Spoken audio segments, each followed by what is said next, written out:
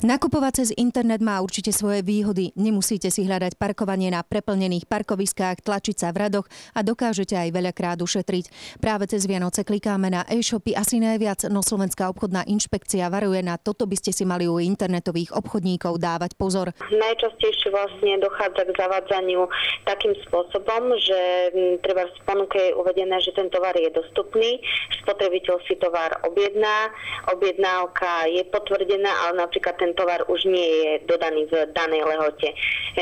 Pokiaľ teda hovorím o tom internetovom alebo zásilkovom predaji, tak tam je tá lehota pre dodanie tovaru tých 30 dní od dňa potvrdenia objednávky predávajúcim, a pokiaľ ten predávajúci v danom termíne ten tovar nedodá alebo sa nedohodne so spotrebiteľom inak, je povinný vrátiť mu buď celú kupnú cenu alebo zálohu podľa toho, ako to bolo medzi nimi zaplatené. Predtým, ako si niečo kúpite, skontrolujte, či predajca uvádza svoju totožnosť, trvalý pobyt, živnostenské oprávnenie, ak je predajcom fyzická osoba, obchodné meno alebo sídlo, ak tovar ponúka právnická osoba.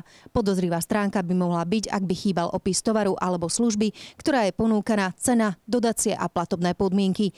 Predajcovia nesmú tiež vynechať odstúpenie od zmluvy. Asi najdôležitejšie je vedieť, kedy môžem tovar vrátiť. Podľa zákona o zásilkovom a podomovom predaji je možné v rámci tohto zásilkového predaja vlastne odstúpiť od zmluvy bez uvedenia dôvodu do 7 pracovných dní, a to buď od dňa prevzatia tovaru, alebo teda od poskytnutí služby.